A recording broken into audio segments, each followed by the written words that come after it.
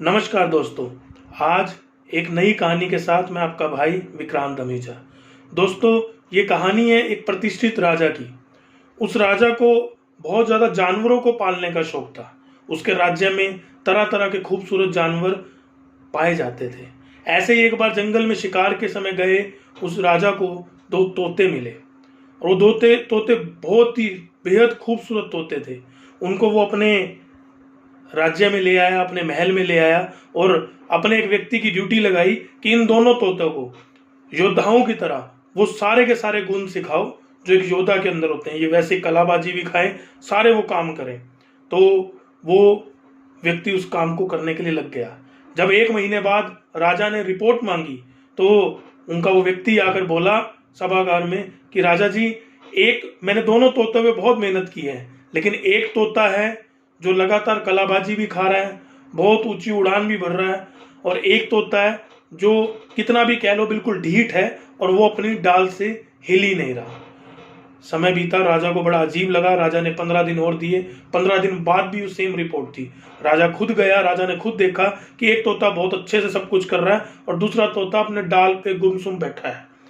राजा ने पूरे के पूरे राज्य में घोषणा करवा दी कि जो भी ऐसा व्यक्ति जो उस तोते को जो डाल पे बैठा रहता है, गुमसुम बैठा रहता है, उसने भी सीखा सब कुछ हुआ है, लेकिन अगर उसको उड़ाना सिखा दे या उड़ा दे तो उसको मुंह मांगा इनाम दिया जाएगा। तो जैसे ही वो खबर फैली तो एक लक्कड़हारा राजा के पास पहुंचा। राजा के सभागार में आकर उसने कहा कि ये बड़ा छोटा सा काम है और ये मैं कुछ ही समय में कर दूंगा। तो राजा ने कहा कि जो इतने बड़े बड़े लोग नहीं कर पाए तुम कैसे कर दोगे, जाओ और मैं फिर पीछे पीछे तुम्हारे आता हूं। कुछ समय बाद लक्कड़हारा ने संदेश भेजा कि राजा को बुला दीजिए, और जैसे ही राजा आया तो दोनों के दोनों तोते इकट्ठे कलाबाजी भी कर रहे थे और सारी की सारी वो चीजें जो उनको सिखाई गई थी वो इकट्ठे कर रहे थे।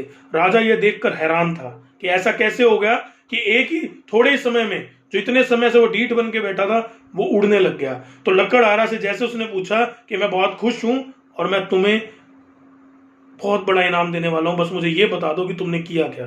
तो लक्कड़हारा ने कहा, राजा जी, मैंने कुछ नहीं किया, मैंने केवल जिस डाल पे बैठता था उस डाल को काट दिया।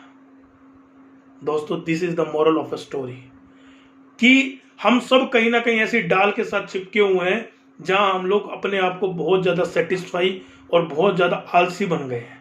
चाहे वो बच्चे, वो युवा जिनके पेरेंट्स वो डाल बने हुए हैं कि वो उड़ नहीं पा रहे, वो उस ऊंचाइयों तक पहुंच नहीं पा रहे, उस डाल को ही अपनी सब कुछ मान चुके हैं। चाहे वो लड़कियां जो शादी होने के बाद उस पति को ही अपनी डाल समझ लिया, अपनी आइडेंटिटी भूल जाती हैं। तो मैं उन सबसे निवेदन करूंगा कि उस डाल को खत्म कीजिए, अपनी एक नई उड़ान लाइए। आप पैदा हुए हैं सृष्टि में कुछ करने के लिए पैदा हुए हैं, अपना नाम बनाने के लिए पैदा हुए हैं। अपने लिए जिए, पॉजिटिव जिए, जो दिल करे वो करें और अपनी एक पहचान बनाएं, अपने देश को आगे बढ़ाएं, अपने समाज को आगे बढ़ाएं।